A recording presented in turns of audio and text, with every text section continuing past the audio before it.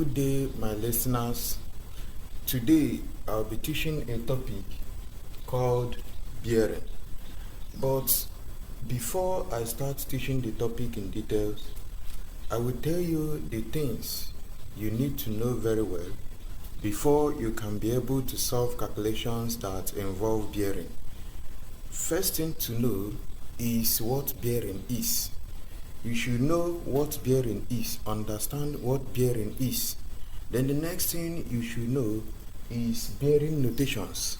Bearing notations is all about the ways navigators and surveyors represent bearing. So for you to effectively and efficiently perform calculations that involve bearings, you must know different bearing notation. The person also must know the alternate angles, the corresponding angles, what right angles are, what two right angles are, what three right angles are, an angle at a point. So you should have the knowledge of angles before you can be able to perform calculations that involve bearing. And the person also must know the sine rule and the cosine rule. Sine rule is a formula used to perform calculations that involve bearing. Also, cosine rule is also a formula used to perform calculations that involve bearing. So these 5 things, what bearing is, bearing notations, having the knowledge of angles, knowing the sine rule, the cosine rule, and where to apply them, are the things you have to know very well, master very well, before you can perform calculations that involve bearings effectively. So let me start. What is bearing? Bearing is the angle between a reference point and a line. Bearing is the angle between a reference point and a line. So there are 3 key points here. The 3 key points are angle, reference point, and a line. So for bearing to be fully specified, there must be an angle, there must be a reference point, and there must be a line. The reference point is where the angle starts. That's what reference point is, where the angle starts. That's the reference point. And then the line is the line that signifies or represents the distance traveled or distance to be traveled.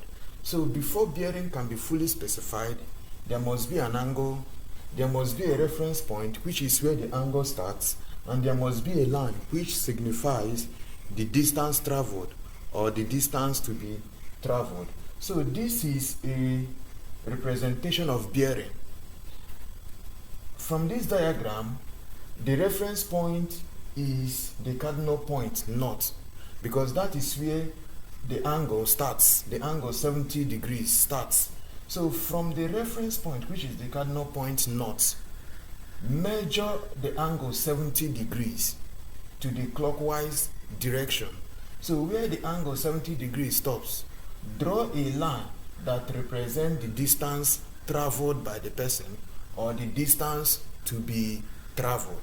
So for bearing to be fully specified, there must be a reference point, which is the point the angle starts. And there must be the angle itself, and there must be a line which signifies distance traveled or distance to be traveled. Then the next thing I will talk about is bearing notation. What are bearing notations? Bearing notations are different ways or different formats that surveyors and navigators represent bearing. And there are 2 principal bearing notations. One is the quadrant bearing notation. Now, the quadrant bearing notation is a type of bearing notation where bearing is represented using the cardinal points and angles. So that's quadrant bearing notation. This is a type of bearing notation that represent bearing using cardinal points and an angle. And examples of quadrant bearing notation is north 50 degrees east, south 75 degrees west, north 45 degrees west, south 60 degrees east. So these are examples of quadrant bearing notation. Now, for this bearing notation, it has two cardinal points and then an angle. This one, two cardinal points and then an angle. This one, two cardinal points and an angle. This one, two cardinal points and an angle. Now, the first cardinal point for quadrant bearing notation represents the reference point. So the first cardinal point represents the reference point, where the second cardinal point represents the direction. The second cardinal point represents direction. So for me to draw this bearing, the first thing I must do is to draw the Cartesian. So the first thing is to draw the Cartesian. Then on the Cartesian, I locate the four cardinal points, which are the north, east, south, and west. Now, on the Cartesian, the north is always on the top. Then at your right hand side is the east. Under is the south. Then at your left hand side is the west. Please take note of this. After drawing the Cartesian, the north is located on top. The east is located at the right hand side. The south is located below, and the west is located at the left hand side. So this is the first thing to do. Then after doing this, the next thing is to locate the reference point of the bearing. Now, for this bearing, what is the reference point? The reference point is the first cardinal point, and that is the cardinal point north, which means the angle 50 degrees should start from this cardinal point north. So from this cardinal point north, measure 50 degrees to which direction? To the east direction. So measure 50 degrees from the cardinal point north to the cardinal point east is 90 degrees. So 50 degrees lies between the cardinal point north and east. So from the cardinal point north, measure 50 degrees. Where the 50 degrees stops, draw a line that represents the distance traveled or distance to be traveled. So this is the representation of the bearing north, 50 degrees east. Then for the second bearing south, 75 degrees west. The first thing to do is to draw the Cartesian. Draw the Cartesian and then put the cardinal points. On top is the cardinal point north. At the right hand side is the cardinal point east. Below is the cardinal point south. At the left hand side is the cardinal point west. Next thing is to locate the reference of the bearing, the reference point of the bearing. For this bearing, the reference point is the cardinal point south, which means this angle 75 degrees must start from the cardinal point south. So this is the cardinal point south. So from this cardinal point south, measure 75 degrees to the west direction. To the west direction. I told you that the second cardinal point signifies the direction. So measure 75 degrees to the west direction. Where the 75 degrees stops, draw a line that signifies the distance traveled or distance to be traveled. So this is the representation of the bearing south, 75 degrees west.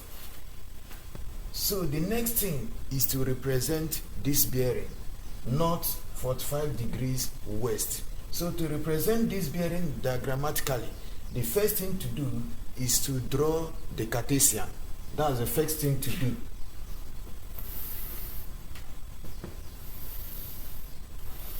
The first thing to do is to draw the Cartesian. On top is the cardinal point north. At the right hand side is the cardinal point east. Below is the cardinal point south. And at the left hand side is the cardinal point west. North 45 degrees west. This means that the reference point is at the cardinal point north. So this angle 45 degrees should start from the cardinal point north. So from the cardinal point north, measure 45 degrees to the west direction. So from the cardinal point north, measure 45 degrees to the west direction. Where the 45 degrees stops, draw a line that signifies the distance traveled. So this is the representation of the bearing north 45 degrees west. So this is the representation of the bearing north 45 degrees west. The next bearing to represent is south 60 degrees east. South 60 degrees east. So the first thing to do is to draw the Cartesian. Then assign the cardinal points. On top is the cardinal point north. At the right hand side is the cardinal point east. Below is the cardinal point south. At the left hand side is the cardinal point west. Now what is the bearing? The bearing is south 60 degrees east. So the reference point is at the cardinal point south. So from the cardinal point south, measure 60 degrees to the east direction. So from the cardinal point south, measure angle 60 degrees to the east direction. Where the angle stops, draw a line that represents the distance traveled. So this is the diagrammatic representation of the bearing south 60 degrees east. The next bearing notation I will talk about is the azimuth bearing notation. Azimuth bearing notation is a type of bearing notation that represents bearing using angles only. Azimuth bearing notation represents bearing using angles only, but the angle must be of 3 digits. The angles must be of 3 digits. Examples of azimuth bearing notations are 60 degrees, 217 degrees, 120 degrees, 315 degrees. I told you the angle must be of 3 digits. So where the angle is not up to 3 digits, add 0 before the angle. For this one, it is 60 degrees. If the angle is 40 degrees, then it will be 40 degrees, because the angle must be of 3 digits. So to represent this bearing 60 degrees, the first thing to do is to draw the Cartesian. Draw the Cartesian. Then locate the cardinal points. On top is the cardinal point north. At the right hand side is the cardinal point east. Below is the cardinal point south. At the left hand side is the cardinal point west. Now for azimuth bearing notation, the reference point is always the cardinal point north. It doesn't change. Unlike the quadrant bearing notation, where the reference point is the first cardinal point. So if the first cardinal point is north, then the cardinal point north is the reference point. If the first cardinal point is south, something like south 75 degrees east, then the cardinal point south is the reference point. But for azimuth bearing notation, the reference point doesn't change. The reference point is always the cardinal point north. So no matter how big the angle is, the angle must start from the cardinal point north, because the cardinal point is always the reference point for azimuth bearing. It doesn't change. So for 60 degrees. Start from the cardinal point north, which is the reference point.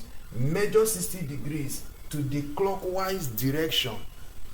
For azimuth bearing notation, the direction is clockwise. Never measure anti-clockwise direction.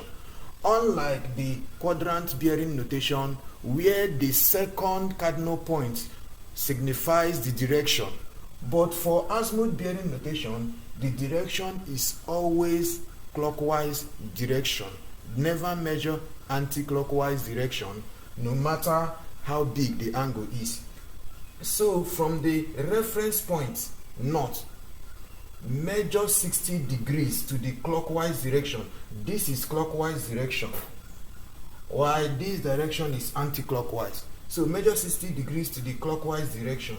Where the 60 degree stops, draw a line that represents the distance traveled or distance to be traveled. So this is representation of the bearing 60 degrees. So the next bearing is 217 degrees.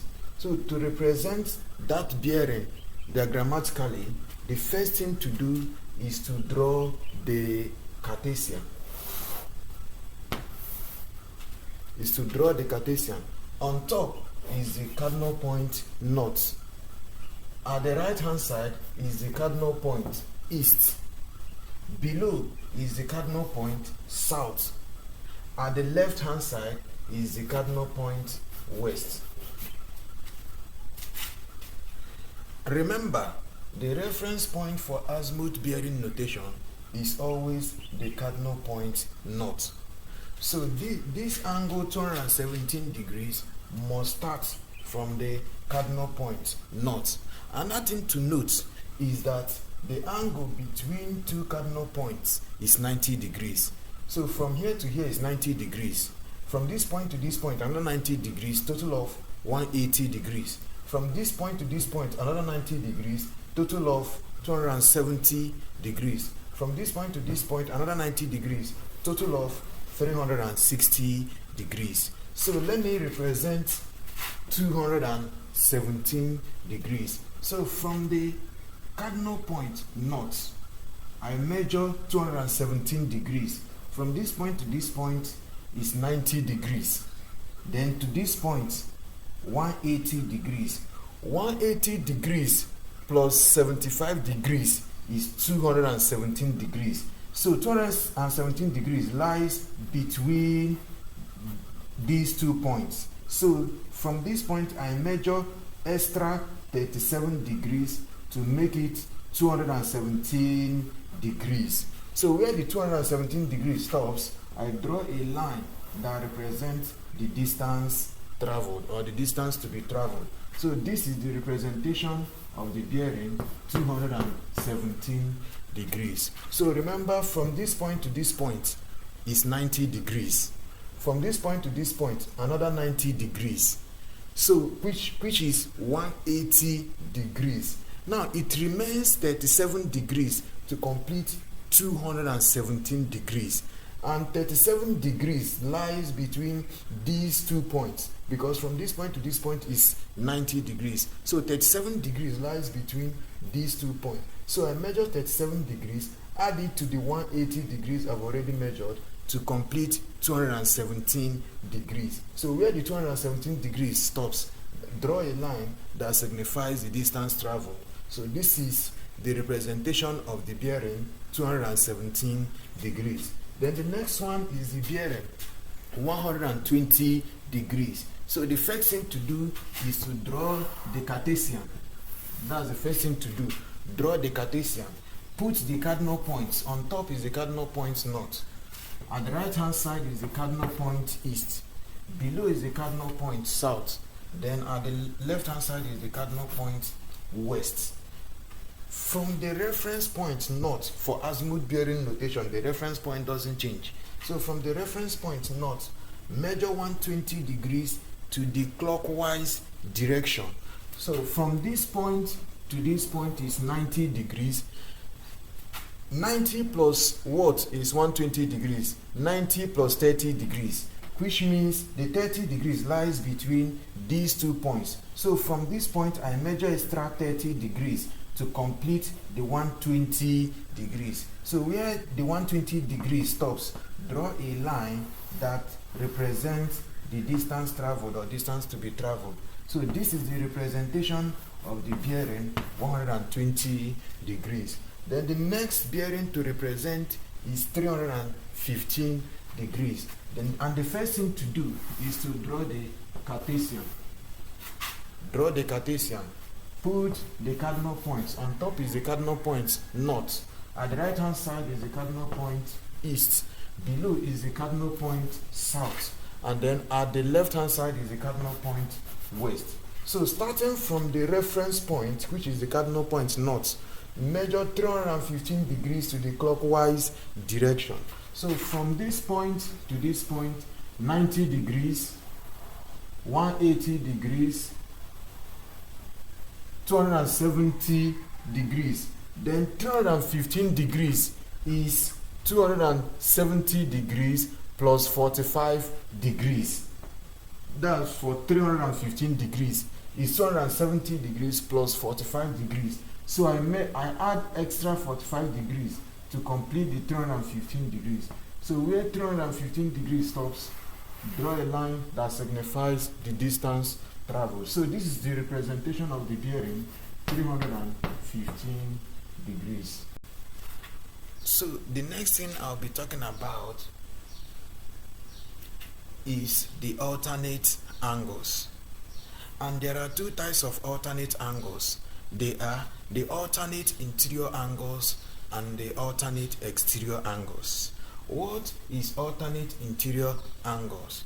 Alternate interior angles are two opposite internal or interior angles formed when a transversal cuts two parallel lines. So there are key points here. The key points are two opposite interior angles. So for the two angles to be alternate interior angles, they must be opposite angles and they must be interior angles, which means they must lie at the opposite sides, and then they must be interior angles for the two angles to be called alternate interior angles. So let me show alternate interior angles diagrammatically. The first thing to do is to draw two parallel lines. So these are the two parallel lines. Let a transversal cut the two parallel lines.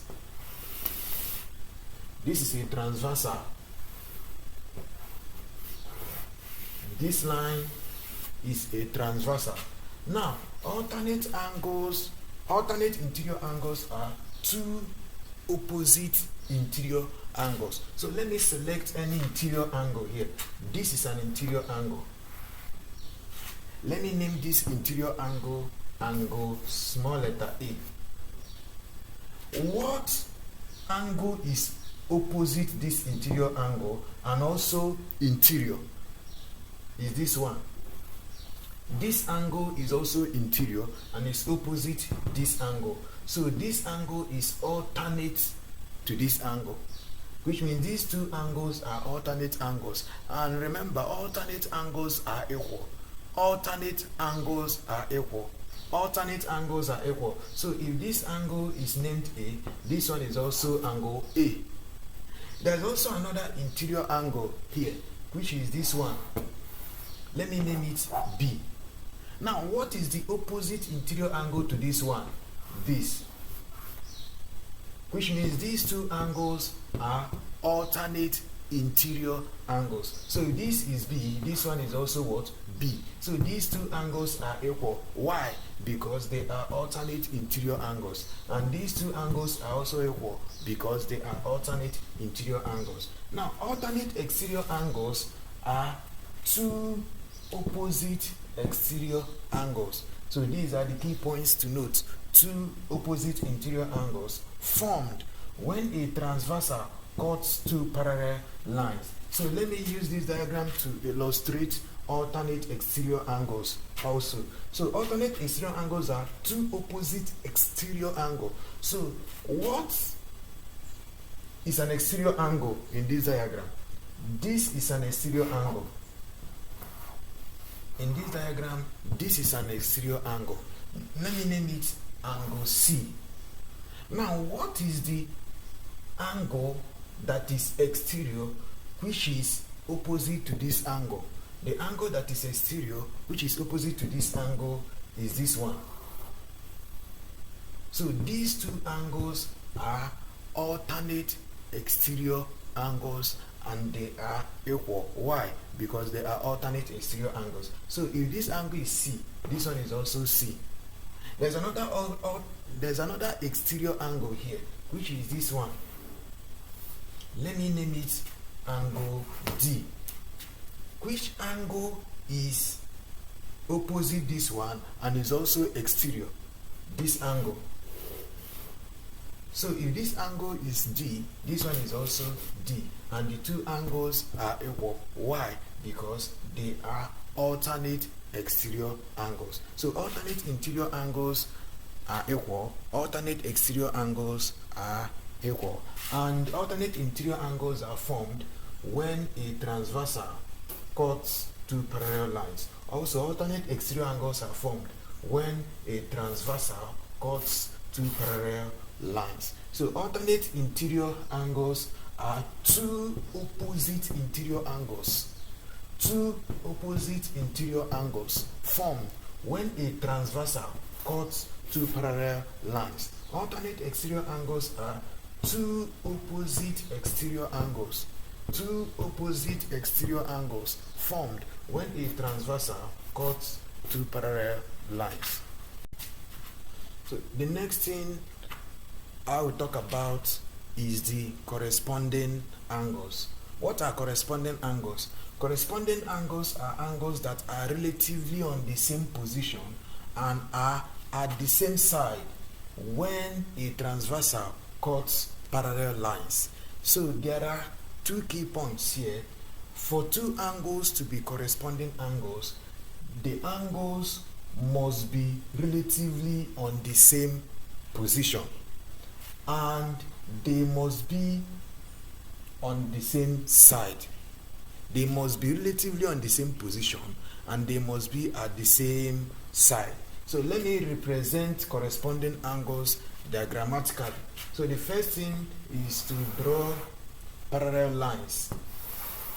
I can draw three parallel lines here. Then let a transversal cut the parallel lines.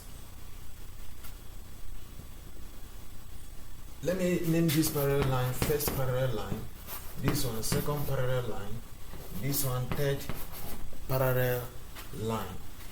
Let me select this angle first and name it angle A.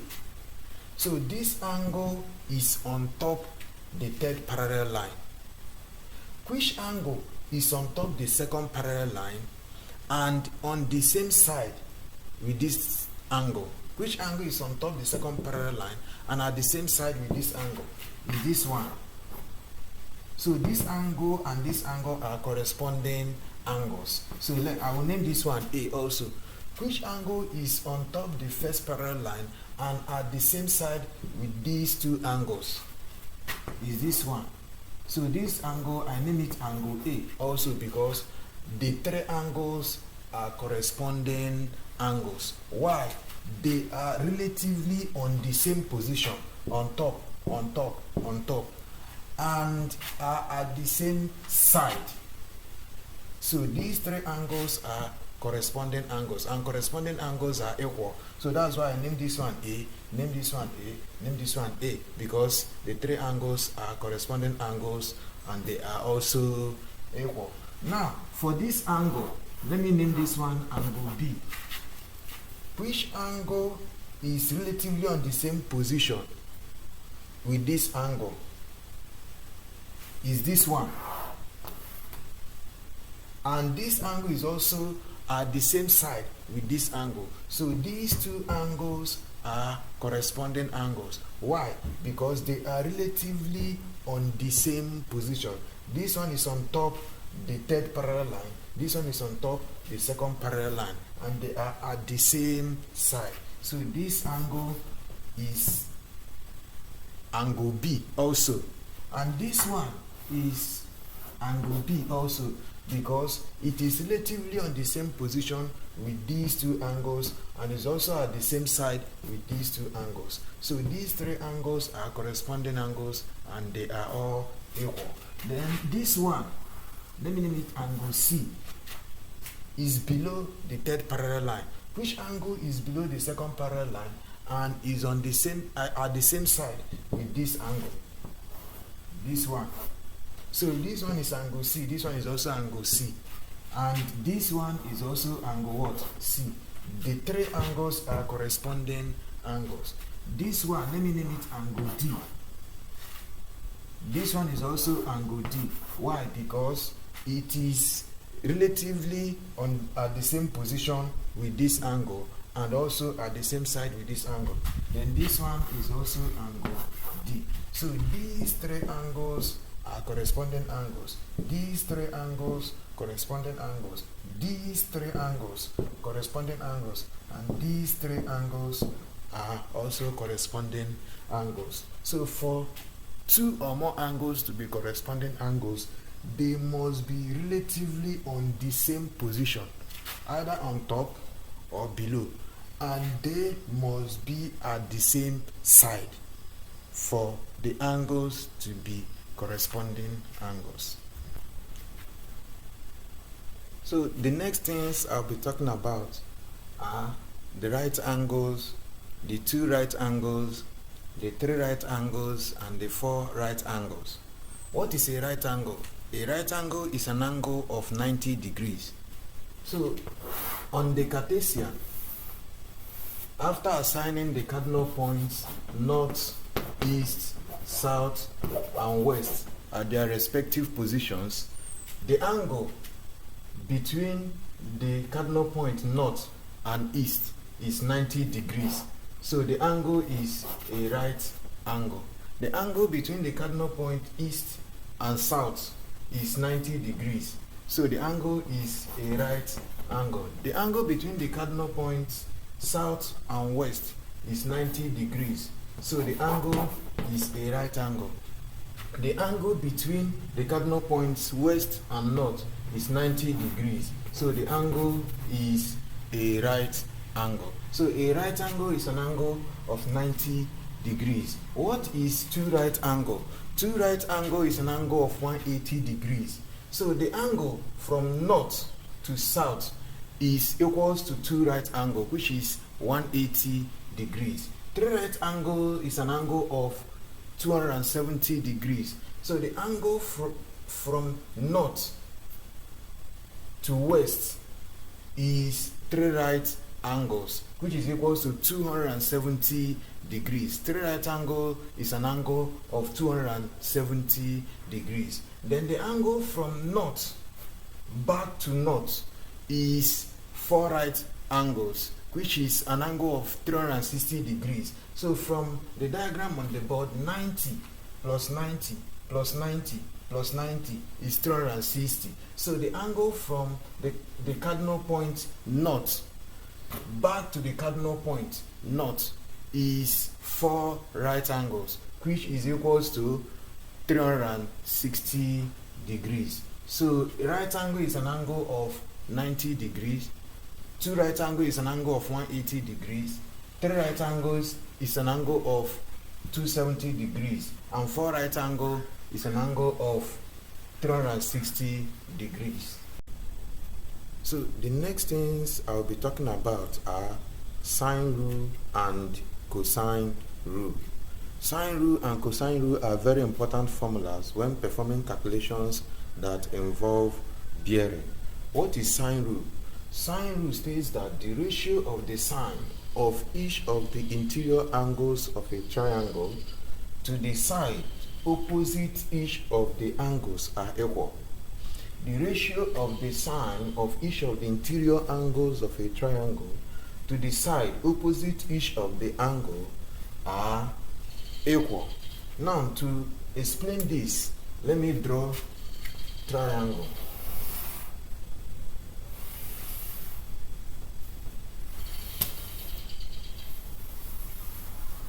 This is a triangle. Let me name this angle A.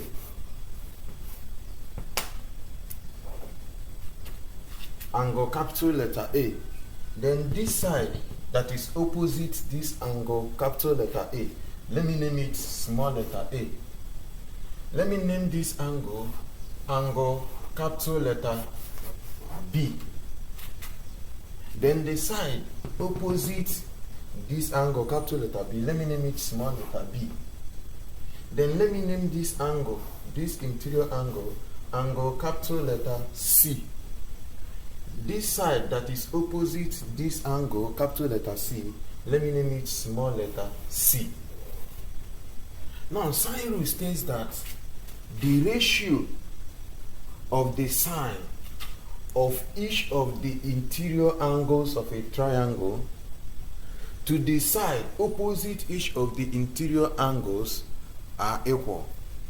So sine rule states that ratio of the sine of this interior angle big letter A, to the side opposite the interior angle big letter A, which is small letter a, is equals to the ratio of the sine of this angle big letter B to the side opposite this angle, which is small letter b, is equals to the ratio of the sine of this angle big letter C to the side opposite the angle small letter c. So this is sine rule. Sine rule states that sine of angle capital letter A over the side opposite it small letter a is equals to sine of angle capital letter B divided by the side opposite the angle small letter b is equals to sine of angle capital letter C divided by the side opposite the angle small letter c. You know, most students find it difficult to know where to apply sine rule and where not to apply sine rule, but I will explain in details the conditions for applying sine rule.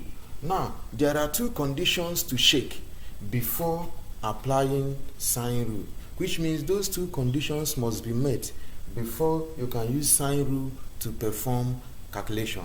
Now, the conditions are, the first condition is this: among these three ratios, there must be a ratio that has complete values. Either this ratio has complete values for the parameters, or this ratio has complete value for the parameters, or this ratio has complete values for the parameters. So one of these ratios must have complete values for the parameters. And this means that for you to use sine rule, either this angle and the side opposite it must have complete values, or this angle and the side opposite it must have values, or this angle and the side opposite it must have values. So the angle and the side opposite it that have complete values form the ratio that has complete values. So if this angle and the side opposite it have complete values, then this ratio has complete values. If this angle and the side opposite it have complete values, then this ratio is the ratio that has complete values. If this angle and the side opposite it has values, then this ratio is the ratio that has complete values. Now, another rule, another condition that must be met is that the parameter opposite the one you are looking for, or the parameter opposite the unknown you have to calculate, must have value. So if this is the parameter you have to calculate, it means that this angle, which is the parameter opposite this unknown, must have value. These are the two conditions that must be met before you can apply sine rule. Now, if this parameter is the one you are to calculate, it means that this ratio should be equated with the ratio that has complete values, which means for you to equate this ratio with the ratio that has complete values, this angle must also have what? Value. So if you are to calculate this side, then check the triangle. Does this parameter have value? If it has value, then one condition met. The second condition, are there opposite parameters of the triangle that has values? If there are, then second condition is met. So equate the ratio that contains the parameter with the ratio that has complete values, then calculate. That's the condition for using sine rule. Then what is cosine rule? Cosine rule states that a squared equals b squared plus c squared minus 2 times b times c times cos big angle A, which means if this side is the unknown side, is the side you have to calculate, it means that for you to use cosine rule, these two sides must have values, because you need these two sides, B and C. So these two sides must have values, and then the angle opposite the side you are asked to calculate must have value. For this one, angle A must have value for you to use cosine rule. If this side is what you are to calculate, if this side is the unknown side, then these two sides must have values, because b squared equals a squared plus c squared minus 2ac times cos b. So if b is the side you have to calculate, then a and c must have values, and then the angle opposite this side, b, must have what? Value for you to use cosine rule. If c is the unknown side you have to calculate, then the two sides a and b must have values, and also the angle opposite the unknown side must have value for you to be able to use what? Cosine rule. So I have shown you the conditions to use sine rule. The conditions to use sine rule are, there must be opposite parameters of the triangle that has values, and then the parameter opposite the parameter you are asked to calculate must have what? Value for you to use sine rule. Then for you to use cosine rule, two sides, if this side is the one you have to calculate, two sides of the triangle, these two sides must have value, and then the angle opposite the side you have to calculate must have value for you to use cosine rule. So having explained the things you should know before you can effectively perform calculations that involve bearing, let me start solving real life problems. So this problem on the board is a problem that involves bearing, and for you to solve this problem you must follow three steps. There are three steps you should follow. One, reduce. The first step is reduce this problem. Reduce this problem diagrammatically to the shape of a triangle. That's the first step. Reduce this problem diagrammatically to the shape of a triangle. Then the next step is calculate the values that you can calculate without using sine rule and cosine rule. In other words, calculate the angles that you can calculate using your knowledge of corresponding angles, alternate angles, right angles, and so on. So calculate the angles you have to calculate using your knowledge of alternates, corresponding angles, and so on. Then the third step is use either sine rule or cosine rule or both to calculate other unknowns of the triangle. So let me start with the first step. The first step is reduce this problem diagrammatically to the shape of a triangle. So let's start. The problem states that a man travels from village X on a bearing of 060 degrees to village Y, which is 20 kilometers away from Y. Now, this word from is very, very important because the word tells you where the journey started.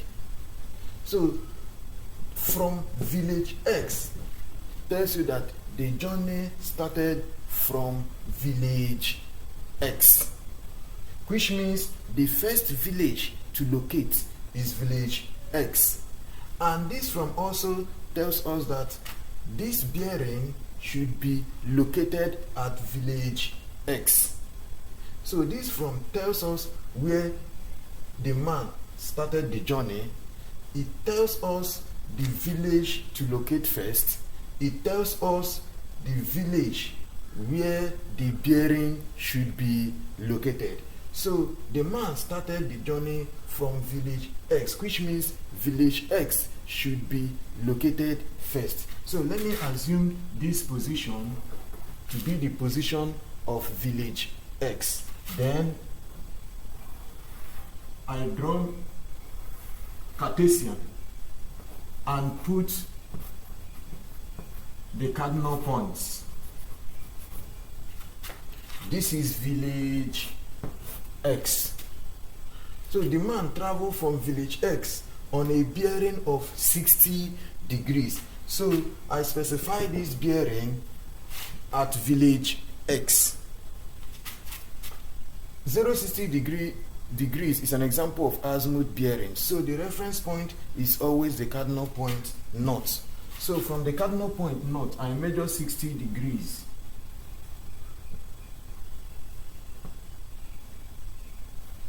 Where it stops, I draw a line that signifies the distance traveled. And here, the distance is what? 20 kilometers. So I draw a line that signifies 20 kilometers. So this line is 20 kilometers. And this angle is 60 degrees. Now, the man stopped the journey at village Y. So where this line stops should be village Y. So I draw Cartesian and assign the cardinal points north, east, south, west. So this is village Y. Now from village Y, he travels to village Z on a bearing of 195 degrees. So he traveled again to village Z on a bearing of 195 degrees. So from village Y, the man traveled to village Z on a bearing of 195 degrees. So 195 degrees should be located at village what? Y. Because that's where the man traveled from to village Z. So I specify the bearing of 195 degrees. And this bearing is an example of azimuth bearing. So the reference point is always the cardinal point north. So from the cardinal point north, I measure angle 195 degrees. From this point to this point is 180 degrees, is 90 degrees. From this point to this point is 90 degrees. From this point to this point, another 90 degrees, which is total of 180 degrees. Now, it remains 15 degrees to complete 195 degrees. So I measure out 15 degrees add the 15 degrees to 180 degrees I've already measured out to complete 195 degrees. So where the 195 degrees stops, I draw a line that signifies the distance traveled by the person from village Y to village Z. But I don't know how long the man traveled, and also I don't know the position of village Z. So, but there is a point in this question that tells me the position of village Z, and the point is if Z is directly east of X, which means the man continued traveling until he reaches village Z, which is directly east of village X. Village Z is directly east of village Z. So this is village Z is directly east of village X. Village Z is directly east of village X. So this is where village Z is. So I draw Cartesian. North, east, south, and then west. So this is village Z. This is village X. This is village Y. This is village Z. So the next step is to calculate the angles that I can calculate without using sine rule and cosine rule. There are angles I can calculate here using the knowledge of alternate angles and corresponding angles, and even knowledge of right angles, two right angles, and so on. But before I start calculating the angles, let's examine this problem. This problem now, for this problem, only one side of the triangle is given, which means just looking at the triangle, I know that I can't use cosine rule, because to use cosine rule, I need two sides, the value of two sides. I need the value of two sides, which may be either this one and this one, or this one and this one. But for me to use cosine rule, I need values of two sides. But for this problem, the triangle has value for only one side, which means cosine rule cannot be applied here. Which means the rule to use here is what? Sine rule. So let me get the angles I can get without using sine rule and cosine rule, by using knowledge of alternate angles, corresponding angles, right angles. So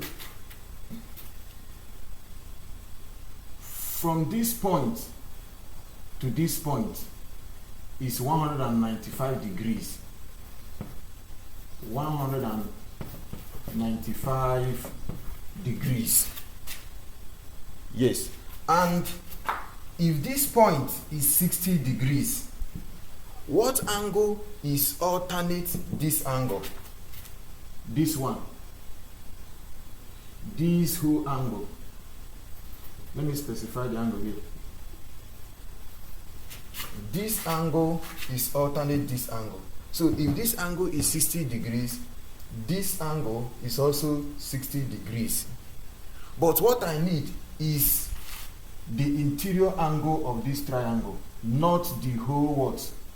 Angle, not the whole 60 degrees. I only need the interior angle of the triangle.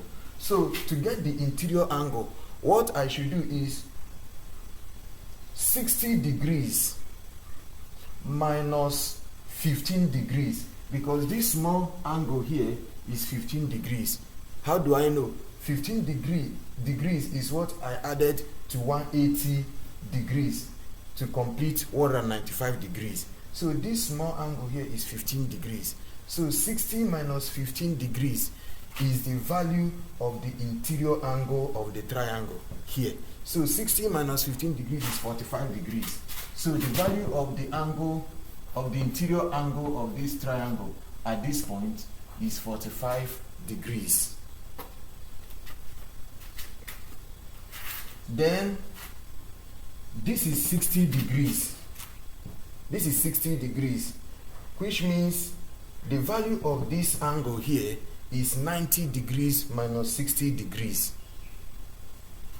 If this is 60 degrees, the value of this interior angle here, because from this point to this point, from the cardinal point north to cardinal point east is 90 degrees. So if this angle here is 60 degrees, then this angle here is total of the whole angle, which is 90 degrees, minus this one. So the angle here is 30 degrees. Now, for this one, if this angle is 15 degrees, right? This angle is 15 degrees. This small angle is 15 degrees. And the alternate angle to this angle is this one, this small angle, which means this angle is 15 degrees also. Then this angle here is 90 degrees, the angle between two cardinal points, north and west. This angle here is 90 degrees. So the total of the angle here is 90 plus 15, which is 105 degrees. If I don't want to calculate this angle the way I did it, I just do some of the interior angles of a triangle is 180 degrees. So 180 degrees minus 30 degrees is what? 150 degrees minus 45 degrees will also give me 105 degrees. So I have calculated the angles that I can calculate without using sine rule and cosine rule, just by using knowledge of alternate angles, corresponding angles, right angles, and so on. Now, having performed this, and I check the rule for using sine rule, or the conditions for using sine rule. The conditions are there must be opposite parameters of the triangle that have complete values. So for this triangle, these opposite parameters have complete values. So the first condition is met. The second condition is, let me come back to the question. The question says, question A, calculate, correct to three significant figures, the distance of y from z. Distance of y from z. So this distance is what we are asked to calculate, this side, which is distance of y from z. And the parameter opposite this distance is this angle big letter x. So this distance, I name it small letter x. That is for question A. Question B is to calculate the distance from z to x, which means this side is what I am to calculate. And the parameter opposite this side is angle y, angle big letter y. So this side, I name it small letter y. So sine rule states that sine angle big letter x over the side opposite it, which is small letter x, is equals to sine angle big letter z over the side opposite it, which is, let me name it small letter z. Small letter z is equals to angle big letter y, sine of angle big letter y over the side opposite the angle, which is small letter y. So having written the sine rule, let me put the values of the parameters that are already in the triangle. Sine, what's the value of angle x? 30 degrees. Divided by, what's the value of side x, there's no value for it, is equals to sine, what's the value of angle z? 105 degrees over, what's the value of the side? Small letter z, 20 kilometers, is equals to sine, what's the value of angle capital letter y? 45 degrees over, what's the value of the side opposite angle capital letter y? Not given, small letter, I write small letter y. Now the first question, question A, says calculate the distance between y and z, which is calculate the side x and correct to 3 significant figures. So to calculate the side x, I combine these two values because these two ratios, I combine these two ratios because this ratio contains the unknown I am to calculate, and then this ratio is the ratio that contain complete values. So I equate these two ratios. So I have that sine 30 degrees divided by x is equals to sine 105 degrees divided by 20. Next thing is to cross multiply x sine 105 degrees is equals to 20 sine 30 degrees. So this thing means that this will multiply this and this will multiply this. So when x multiplies sine 105 degrees, I have x sine 105 degrees. Then I put equality sign.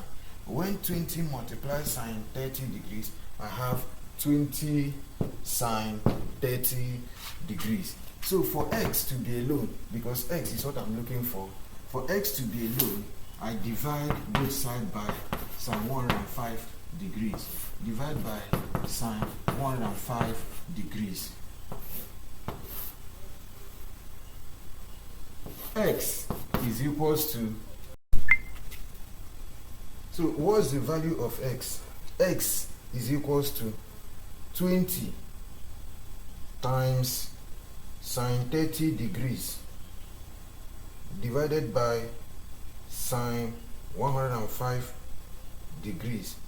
So x is equals to 10.35 kilometers. Then to two significant figure, x is equals to 1 is first significant, to 3 significant figures rather. 1 is first significant figure, 0 is the second significant figure, then 3 is the third significant figure. Then what's the figure after 3? 5. 5 is up to 5, right? So I call it 1. Add it to these 3. So to 3 significant figures is 10.4 kilometers. That's the value of x. Then the second question is to calculate the distance between x and z, which is side y. So to calculate y, I equate these two ratios. So I have that sine 105 degrees over 20 is equals to sine 45 degrees over small letter y. Then I cross multiply. This thing means that y will multiply sine 105 degrees, and then 20 will multiply sine 45 degrees. So I have y sine 105 degrees is equals to 20 times sine 45 is 20 sine 45 degrees. For y to be alone, I divide by sine 105 degrees. I divide both sides by sine 105 degrees. So divide sine 105 degrees by sine 105 degrees. Therefore, y is equals to 20 sine 45 degrees divided by sine 105 degrees. So y is equals to 14.64 kilometers. Then to three significant figures. This is one significant figure, two significant figure, three significant figure. Now the number after the three significant figure is not up to 5. So I call it 0 and forget about it. So the final answer to three significant figure is 14.6 kilometers. So I've calculated for x and for y. So this is another problem on the board. The problem is very simple. So let's tackle the problem. The problem states that a traveler moves from a town P on a bearing of north 55 degrees east to a town Q 200 kilometers away. So the word from tells us where the man starts his journey. So the man starts the journey from town P, which means the first town to locate is town what? P. And this bearing is bearing for town what? P. So this bearing should be specified at town P. So the first thing is to locate town P. So let me choose this point to be the location of town P. So let me draw Cartesian at that point and put the cardinal points north, east, south, and west. So the bearing at this point is north 55 degrees east. So this thing means that from the reference point north, measure 55 degrees to the east direction. So from the reference point north, I estimate 55 degrees to the east direction. So where the 55 degrees stops, I draw a line that signifies the distance traveled, and the distance is what? 200 kilometers. So I draw a line that signifies 200 kilometers. Now the angle here is 55 degrees, and this line is 200 kilometers. So where this line stops is town Q. So I'll draw another Cartesian representing town Q, and I put the cardinal points north, east, south, and west. Next statement says that he then moves from Q on a bearing of south 25 degrees east. So he then moves from Q, which means the second journey, he starts the second journey from town Q. So this bearing should be specified as town Q. So this bearing means that from the reference point, which is cardinal point south, measure 25 degrees to the east direction. So I come to this town, from the cardinal point south, measure 25 degrees to the east direction. So this is 25 degrees. So where this 25 degrees stops, draw a line that signifies the distance traveled, and the distance is what? 400 kilometers. So I draw a line that signifies 400 kilometers. And remember, this line should be greater than this one, because this is 200 kilometers, but this one is 400 kilometers. In fact, this line should be twice this one.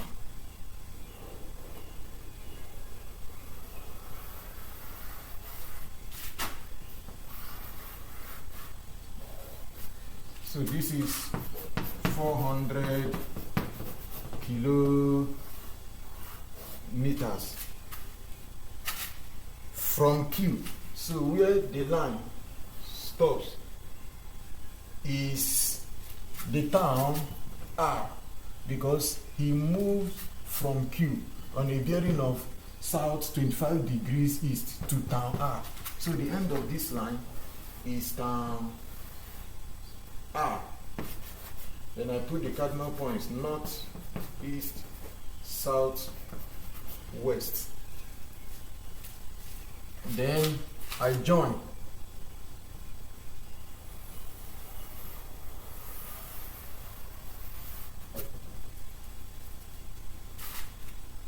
So I join.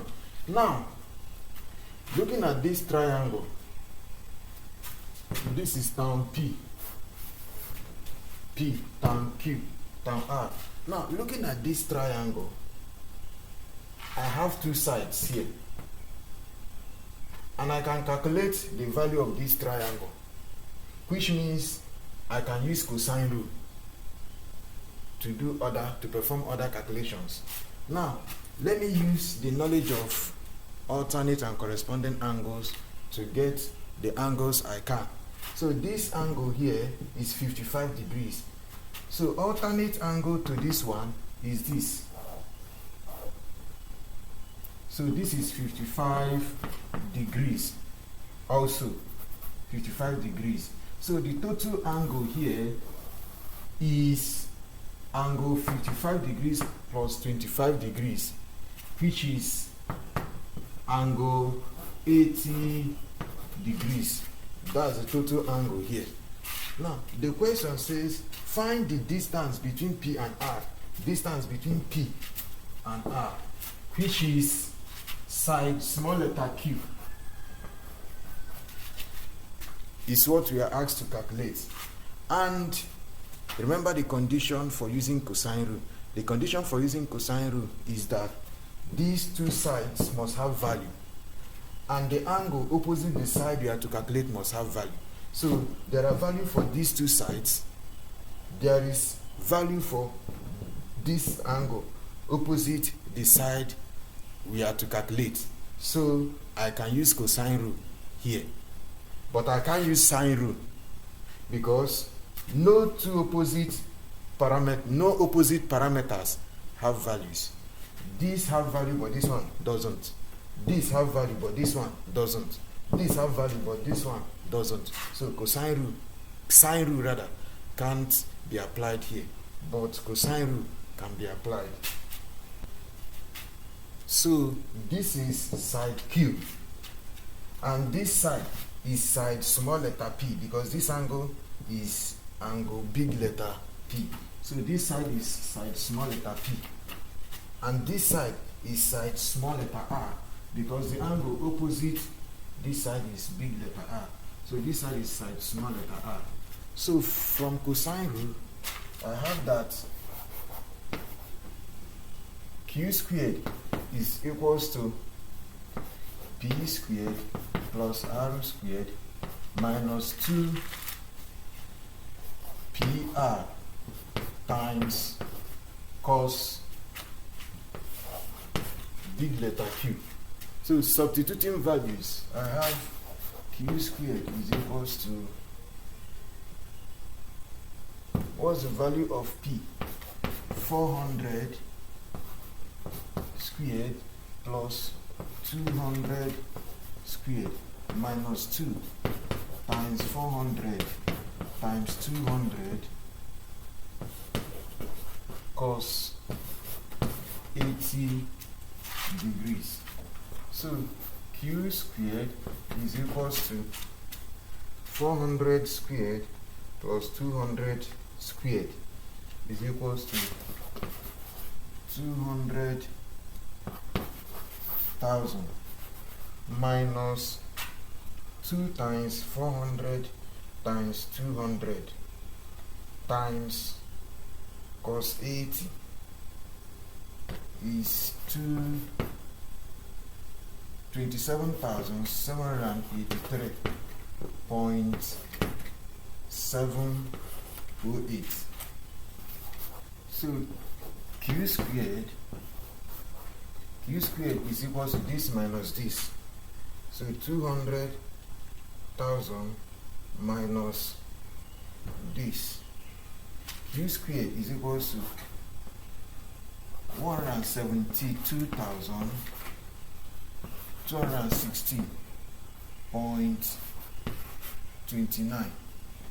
So for Q to be alone, take square root of both sides.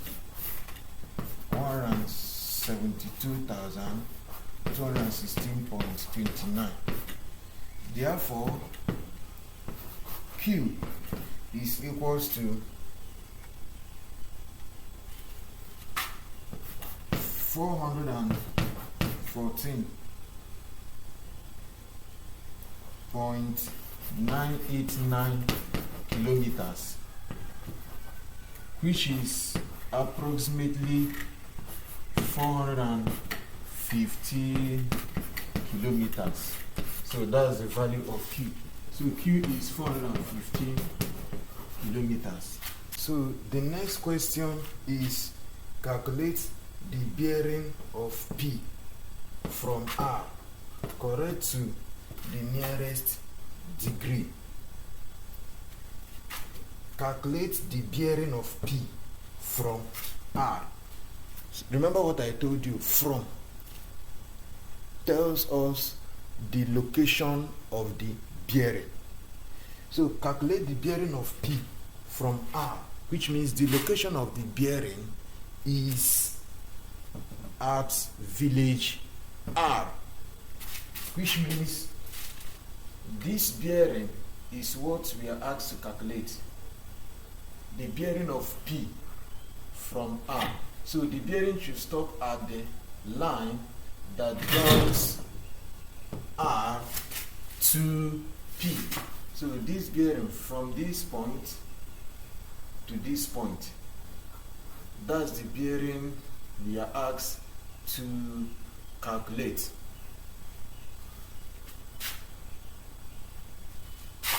That's the bearing we are asked to calculate.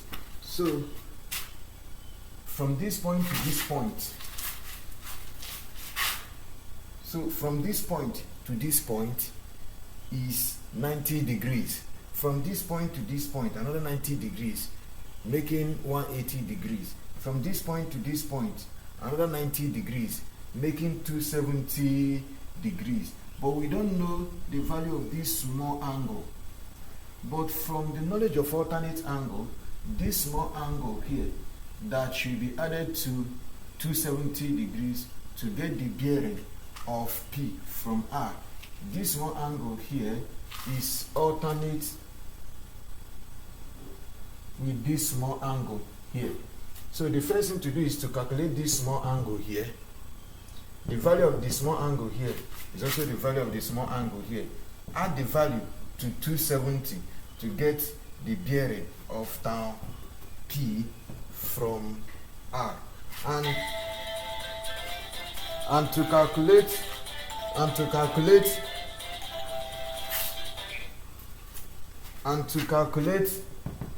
the value of this small angle, we use sine rule, because we have values for these two opposite parameters, and we have value for this parameter that is opposite this angle. So I have that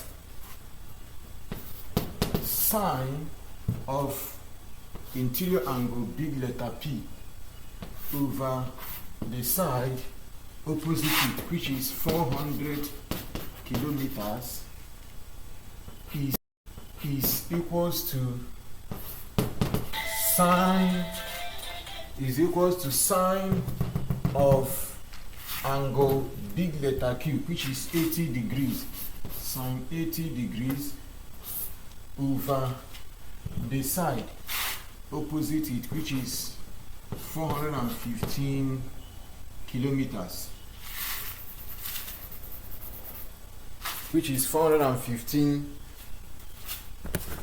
kilometers. Then the next thing to do is to cross multiply. So this will times this, and this will multiply this. So sine P times 415 is 415 sine P. Bring down equality sign. 400 times sine 80 is 400 sine 80. For sine p to be alone, divide by 415. Divide by 415. Cancel 415. Cancel 415. So sine p is equals to 400 times sine 80 divided by 415.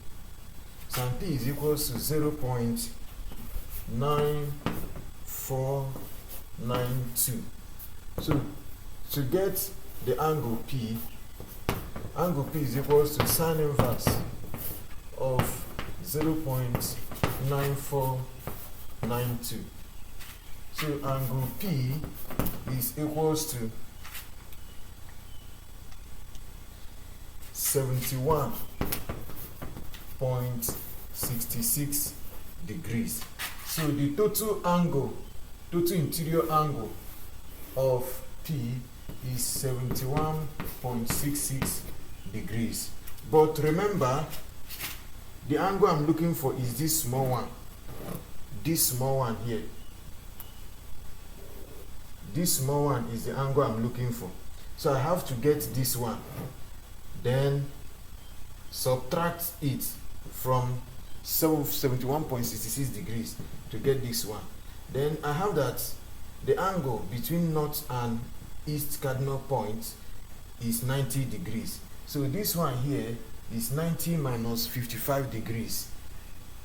90 minus 55 degrees is 35 degrees. So the angle, this angle is 35 degrees. So this small one is 71.66 degrees minus 35 degrees, which is 36.66 degrees. This one is 36.66 degrees. So this angle here is 36.66 degrees. So the bearing of P from R is 36.66 degrees plus 270 degrees. So the bearing of P from R is equals to 36.66 degrees plus 270 degrees, which is equals to 306.66 degrees. So this angle is in azimuth bearing notation. Therefore, I have to convert it to quadrant bearing notation because the bearings given in the question are in quadrant bearing notation. So converting this to quadrant bearing notation, I do 360 degrees minus 306.66 degrees. So in quadrant bearing notation, the bearing of P from R is not 53.34 degrees west. That's not 53.34 degrees west. That is this one, 53.34 degrees north, 53.34 degrees west in quadrant bearing. But this one is in azimuth bearing. So this is the final answer. I changed this to quadrant bearing because the bearings in the question are in quadrant bearing format. Subscribe and then equip yourself with knowledge. Thank you.